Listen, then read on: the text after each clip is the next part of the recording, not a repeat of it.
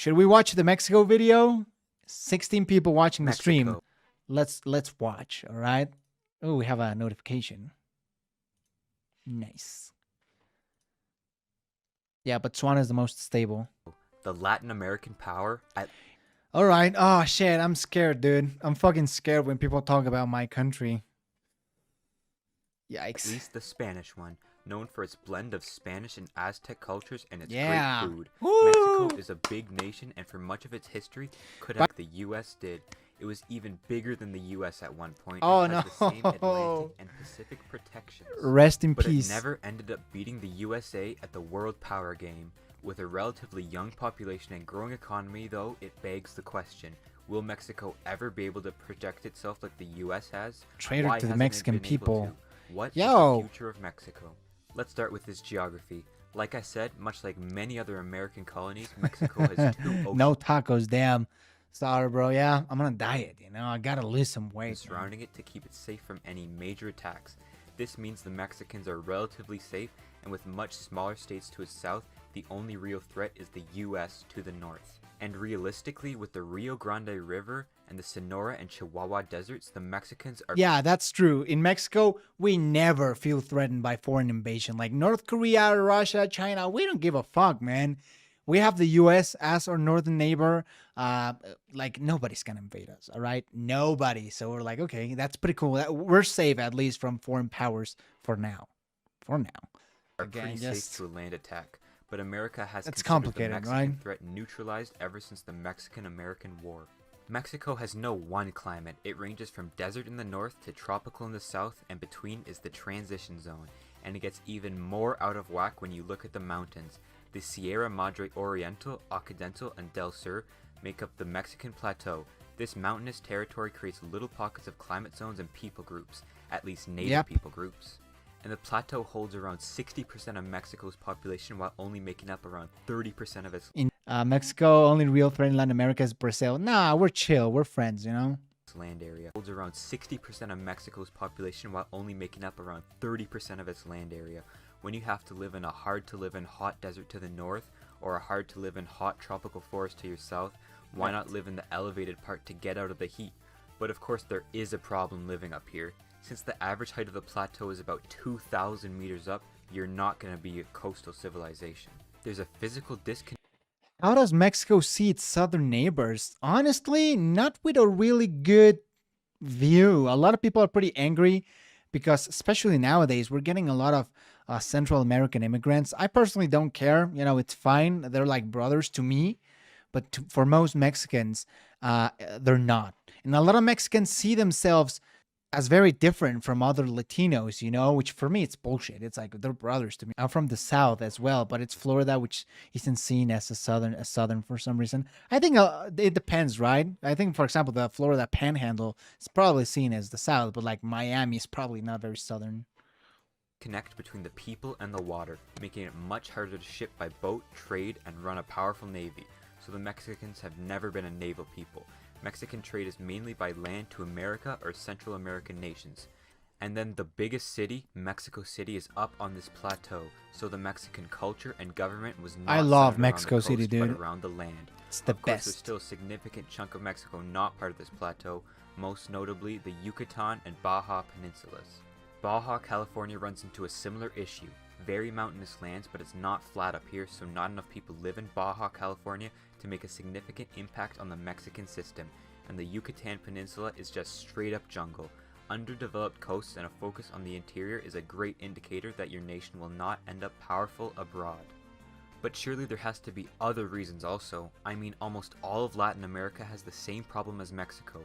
They can't project their power either, but none have the same geography as Mexico. So there must be some other element, and there is.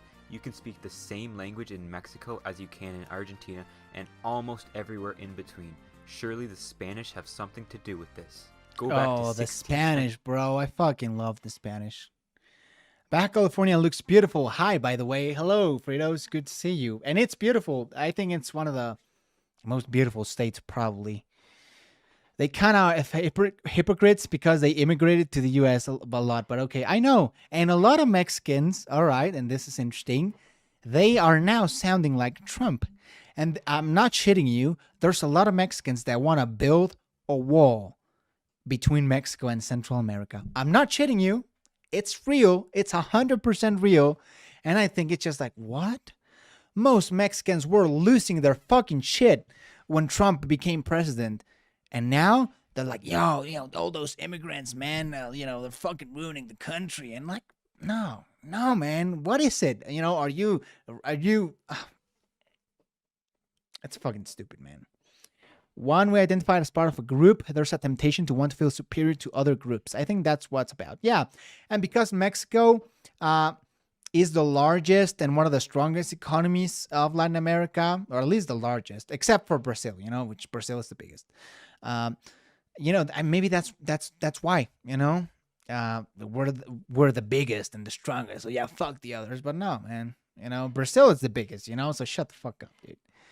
Many Mexicans are Trump supporters. I live in America, Yeah, I've met some. I think it's like the bullied becomes the bully. Yeah, exactly.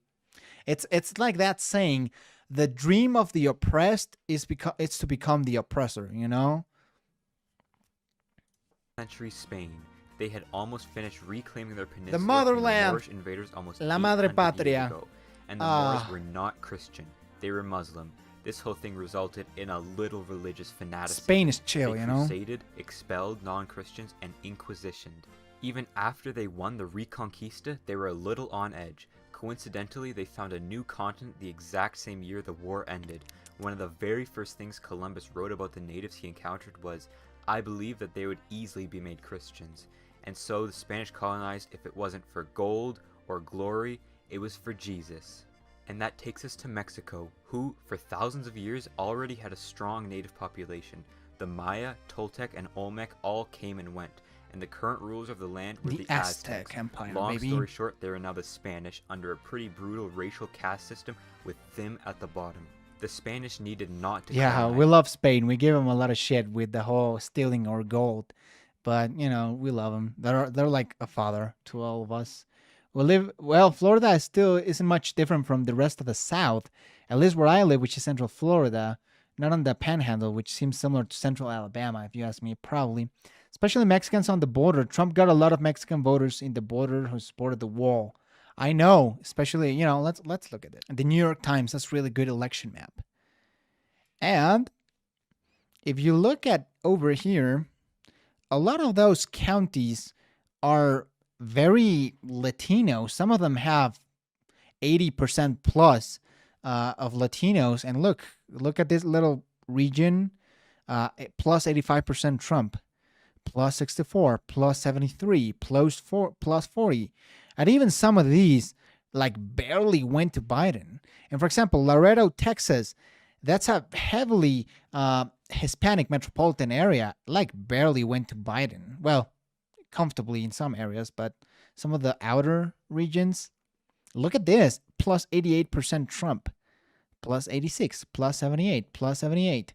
I don't know, man. Look at here, New Mexico, a plus 71 for Trump. Look over here, Imperial County, over here, plus 52, plus 30, plus 29. Even in Los Angeles, look at like close to Anaheim, plus 7, plus 13, plus 100, plus 20. And of course, in Florida, we're talking about Florida, right? A lot of the Cubans. Look, Miami, a city that's 70% Hispanic, plus 18, plus 11, plus 30.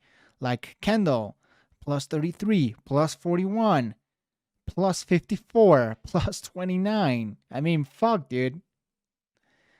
El Salvadorians are the chillest Hispanics in the U.S., in my opinion. There are many of them living in D.C., and they're chill as fuck. Those counties used to be far more reliably Democrat, but not after 2020. Amen to that. Trump determined to get right of birth, right of citizenship when Mexicans going to be scared. Yeah, for sure. The Janos are Mexican, but aren't immigrants, and came here when the Spanish and Mexicans controlled them. So they don't like the rapid immigration. Yeah, probably. A lot of Hispanics in Florida support the Republicans because of, the opinion they have of Cuba, now how the Democrats are called socialist, and they don't like socialism because they come from Cuba. land. It was already populated. Just bring in rich Spaniards to control the new estates, mines, and plantations while the locals work for you. Makes that one person rich, but countrywide it is a great way to ensure your nation will be poor. And surprise, they remained poor, at least compared to the northern USA. So how do the two groups stay together if they didn't share a language or culture? Duh, Catholicism. Anytime a colony is made, it tends to be almost a caricature of the society We watched the video on heightening Quebec. the features of the mother colony, and the feature the Spanish chose was religion. The Catholic Church played a major role in Spanishizing Mexico, while also infusing some indigenous elements and joining the two cultures as one. No longer Spanish Great and minds Aztec, think but alike. Mexican. The church played a bigger role as a local unifier than a king an ocean away ever could. So when it came time for independence, they didn't know which way to go. Instability, corruption, and war after civil war, starting with losing half their land to the United States 20 years after independence. Mexico was very shaky. The church and military held most of Mexico's power, leading One day, a united South and Central American Union. That'd be cool, but we fucking hate each other. So unfortunately, I don't think that's gonna happen. But it'd be so cool to to go to Colombia and there's no need for a visa or something like that. to a war attempting to eliminate their rule. Immediately after that, a French intervention and dictatorship after. Yo, where are you? Where are you, Fritos? You fucking love the second Mexican Empire. When the dictatorship ended, another civil war leading to a new constitution. So we were fucked, basically. What he's trying to say, we were fucked. Even though there haven't been any major civil wars since then, instability, corruption, and social inequality still plagues the nation. The wealthy, hyper-Catholic colonization of Mexico stunted its growth while also destroying native growth. 2-for-1 deal. But how will Mexico face off against the future? Mexico is the most populated Spanish country on earth with just about 130 million people, and the population is fairly young too, the average Mexican being just below 28 years old. In a decade or two, this will mean Maximilian the First was a great leader. I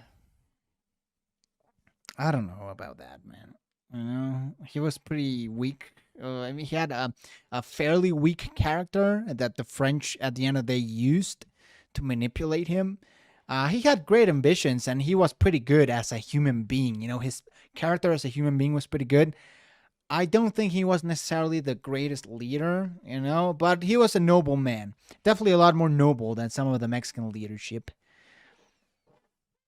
In your opinion, who was the worst leader in Mexican history? Fuck. Interesting question. Who was the worst? If we look at the entire history, I would have to look at Santa Anna and how he mismanaged the Mexican-American War. Of course, the loss of that territory. And even before that, he was a very corrupted individual. He was president like 10 plus times. Just a really, really bad leader, who flip-flopped a lot. If we're looking at recent history, there's a guy, his name is, I don't know what his full name is, President Portillo. And he just ruined the Mexican economy. He privatized, he made public the banking system, and that completely wrecked the economy. So, and that actually prevented us to develop really quick. So I think those two, as a Latino, I hate Santana. Yeah, same, bro. Santana and Benito Juarez were pretty bad. I don't know about that, man. I think Juarez was kind of chill. I find it weird how there were so many black Americans living in Mexico, though I guess black Americans love Mexican chicks. Amen to that, bro. Vietnamese, Asians, and Cuban Hispanics are the biggest non-white Republican supporters by proportion. That's interesting, especially because they're coming from socialist countries. Yeah, Benito Juarez, I think he's overrated for sure, but I don't think he's bad, like he did a lot of good stuff. Millions of Mexicans in their 30s and 40s, aka the money-making stage of life, which will dramatically increase the standard of living. Oh, here's an interesting one. For non-American, non-white people, we think Mexicans and other Hispanics are also white. Same. In the nation. The population will then grow to around 157 million by 2060 and then slowly fall back down to 140 million by 2100, meaning Mexico is almost already at its full population. This means there won't be too much stress on the population to accommodate new people into the Mexican system like there was in the past. 40 years ago, Mexican's population was half of what it is today, and 60 years ago, it was a quarter. The stress put on the country was enough for many millions to pack up and leave for a better life, mainly to the US, growing rapidly. Juarez nearly sold Mexican sovereignty to the U.S., and it all didn't happen because the U.S. Congress didn't ratify it.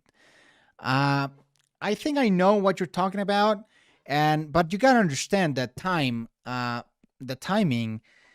He fought the Reform War, which was like a civil war, and then the French invaded, and a few decades before that, we had the Mexican American War. So we had like a very rough 30-year period of time right there. So I don't know, like wasn't there Mexican Native American wars? Yeah, there were a lot of Mexican Native American wars, a lot, probably just as much as with the U.S. Rapidly since the 1960s. Not really. Mexico was an African colony. African colony. But in the past, Look up Gaspar Yanga. He defeated the Spanish Empire in Mexico and created the Veracruz state. Who, as an African who led a maroon colony of slaves in the highlands near Veracruz, Mexico, the New Spain, during the early period of Spanish colonial rule. Successfully resisted the Spanish attack on the colony in 1609. The Maroons continued the raids on Spanish settlements. Finally, in 1618, Yang achieved an agreement with the colonial government for self-rule of the Maroon settlement. It was later called San Lorenzo de los Negros and also San Lorenzo de Cervado. In the 19th century, Yanga was named a national hero of Mexico and el primer liberador de las Américas. Holy crap. I had no idea, dude. Like, no fucking idea. Yeah, Mexico had a lot of African slaves. Not as many as America or like Brazil, but that's pretty interesting. Worst American president was Andrew Johnson. Probably would agree with that. His bungling of Reconstruction after the Civil War was set up back by decades, especially for Black Americans. Probably I would agree with that. That number has slowed down, and honestly, I don't know. I don't know a lot about American presidents. I know their names, a lot of them, and like the most important things they did, but probably Andrew Johnson would be in my Mexican list. Population begins to grow slower and slower, that number will likely keep going down. And how is the Mexican system itself? How is their economy? In a word, growing. It is the 15th largest worldwide at 1.15 trillion US dollars. Yeah. But by 2050 could become the 6th or 5th largest economy. Shit. It is firmly an upper middle income economy and has the most complex economy in Latin America. It is a small look at that, agriculture boy. sector at only 4% of its GDP, and a large services sector at around 60%. However, this is usually the most wealthy sector of any economy since its... I think if it weren't for the violence, a lot of people wouldn't immigrate to the US as much as they do, you know? It's just violence that really makes living in Mexico a scary place. But it's actually really nice, especially when you get to a sort of middle class to upper middle class income, you know? Actually, that's false. America only had 3% of African slaves from Africa. The rest were bred on plantations. All right, I didn't know that. Most Vietnamese and Cuban in America are actually victims of communism. Yeah, maybe that's why they vote Republican. Financial services, banking, telecommunications, and especially tourism lead this sector. It was the 7th most visited nation Getting that in coin. 2019, the majority of tourists coming from the US or Canada. Coincidentally, it also has the 7th most amount of UNESCO heritage sites, warm beaches, plenty of cultural festivals, and a mix of Spanish and native cultures make it very attractive to tourists. But what is really pulling Mexico ahead is its industry, making 33% of its economy. Both free trade between North America and investment by Japan and South Korea have made industry in Mexico boom. The two main Yeah, I don't know if you guys know this, but in Mexico, we have like very high regard for Japan. You know, they are homies. They are like, yeah, they're homies. We're chill with them. Considering a lot of the language and culture comes from Spanish colonialism and settlement, how does Mexico connect and feel about its native pre-colonial civilization? That's an interesting question, actually. I think because of a lot of Mexicans, like their ancestry comes from a lot of native backgrounds, they just feel very connected with them. And even though we practice mostly Spanish culture, there's still a lot of native traditions that some people practice. Maybe not like if you come to my neighborhood in Mexico City, like Like you don't won't find any sort of native traditions, but especially a lot of the rural areas, you can find a lot of people that are very adherent to their native traditions. I think that might be a sort of answer. Another answer would be that the Aztec Empire was pretty big, and people feel proud about that, and it forms like a huge part of our history. I don't know. It depends who you ask. I personally consider myself more of a Spanish Mexican, but a lot of people would say I'm more of a Native American Mexican. I don't know. Basically, if you're not white, you don't benefit from anything in the West. Oh shit. Pretty much every American agrees that the worst U.S. president was either Andrew Johnson or James Buchanan. Yeah, James Buchanan was also pretty fucking bad. Although some would argue Herbert Hoover, as he bears a lot of the blame for the Great Depression. If you can't ignore the drug cartels, Mexico can be a nice place. Maybe not for Mexican Americans that travel back there. Yeah, but even then, incomes are lower in Mexico, but prices of rent, food, electricity, amenities in general are pretty cheap. And there's actually a huge fun here in my neighborhood in Mexico City. There's a fuck ton of foreigners that have moved here since the pandemic began because prices are so cheap that they just like it here. So I don't know, maybe. Industries being automobiles. Vietnam is a free market communist American state. car companies like GM, Ford, and Honda have operated there for years, and Japanese and European car companies have also moved in recently. German. There's a lot of The German electronics industry plants. has blown up in the past decade. Mexico is the 6th largest producer of electronics worldwide thanks to investments by Asian companies. Its main exports are TVs, computer parts, and screens. But despite these two major industries, Mexico is still a major producer of petroleum, gold and silver, clothing, medicine, and food products. The far majority of these exports are going to the USA. Mexico is one of America's largest trading partners, second to both US imports and exports behind China and Canada. This is growing as more and more products are made in Mexico. Mexico, and as more America, industries move to baby! Mexico for cheaper labor and a younger population. Of course, this is without repercussions in the US. In recent years, there has been a pushback on Mexican industry, immigration, and aid. NAFTA was revamped so more automobile production can take place in the US. Adding to this, drug trades and illegal weapons trades are fairly common over the border. It's unclear whether the relationship between the US and Mexico will improve or degrade in the coming decades, but wherever the relationship takes itself, it will not stop Americans from buying cheap, industrial Mexican products. Okay, the McLean-Ocampo Treaty gave the U.S. territory, allowed them to put U.S. troops in Mexico and gave them U.S. trade routes and many more. Like, again, I agree that that's not particularly bad, but you have to look at the context. Mexico was pretty much broken between the conservatives, the liberals, the French puppet state, right? There was a lot going on, and he tried to fix the situation on a very unconventional way. I agree, and it's bad, and it looks really bad. But like, what else was he supposed to do? He was dealt a pretty hard situation. Like, again, I'm not a huge like Juarez fan, but I don't think he was like extremely bad or like one of the worst leaders. That's some big words. I only say Mexican Americans, but I know native Mexicans who have beef for Chicanos for some reason. Yeah, a lot of them don't like him. Would you support America getting directly involved in Mexico to fight cartels? No, I wouldn't. I really wouldn't.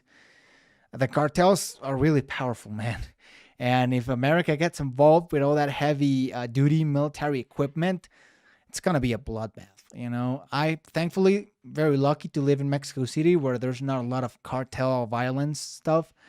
But I can't imagine the fucking bloodbath that would be, If Afghanistan was pretty fucking bad, could you imagine sort of an Afghanistan in Mexico? It'd just be really hard. Like, maybe if America would be involved with things like weapons or intelligence or things like that, I would support it. But like directly troops on land involved, that gets a little complicated. I just found Hoser's channel. Pretty good very good vids. I know, right? Luis Miguel? Of course. I fucking love Luis Miguel, dude. He's iconic. Mexico is a nation that, like most of Latin America, never... Vietnam took over the South. Many people in upper middle class and upper class who benefited from U.S. occupation, who were on the receiving end and had resources, left. True. Expand itself outward. Yes, it has a large cultural influence on the USA, and the US has a large Woo! cultural influence on the rest of the I world. love the US, but baby. For the most part, the Mexican influence did not come directly, both as If it were for me, I just made like English like a second language in Mexico. And like I'm fucking serious about that. I would push Anglo culture hard on Mexico, you know? Just because like we have no other choice but to grow closer with the US because like we are isolated from the rest of the world. geography and its history are to blame. The US government can't be trusted knowing them. They would hire the drug cartels. Trust me, I have no love for our government. I'm a libertarian. Mexico sits on a great Yeah, plateau, not a lot of disconnecting love, itself right? from the water, making it a very land-based nation, even though it borders two oceans. And the Spanish used mainly the church to unite the two people groups of Mexico, making it unclear how an actual government would be run in Mexico. But can Mexico end up exerting more power over the US, Latin America, and potentially globally? It is a stable, young, growing population and a rapidly growing economy, soon to be 5th largest worldwide. Maybe the Mexican mountains and colonization has doomed the nation to forever stay within the Americas, but as a fast-growing nation, the strongest Spanish-American power, and next to the largest Hey, economic Argentina, power in fuck world you. history, that might not be such a bad fate. If you enjoyed this video, please industrially smash the like button and Inquisition the subscribe. Wow, that was pretty fucking good, actually. I think Mexico has a lot of challenges. I actually don't think the drug cartels are the biggest challenge, but economic stuff, you know, the banking system in Mexico is horrible. And again, this is very Mexican, you know, most people abroad don't know about the banking situation in Mexico. But hey, overall, I think we're okay. You know, it could be worse. Do cartels control the police like they show in movies? A lot of times, not always, but depending on the area, you know. ¿Cuántas copas tenés? Somos europeos. Los argentinos venimos de barcos. And Argentina. Mexico will be the 51st state of the US, don't worry. I'm joking, Lo. I hope that would be the fucking case. That's badass. Don Alejo Garza Tamez, dude, was a badass. That rings a bell, but I'm not entirely sure who that is. Hong Kong tries to protect their Anglo culture from decolonization process. I mean, Anglo culture is cool, you know? Anglo culture is OP. Shall we watch Brazil? You know, let's watch Brazil.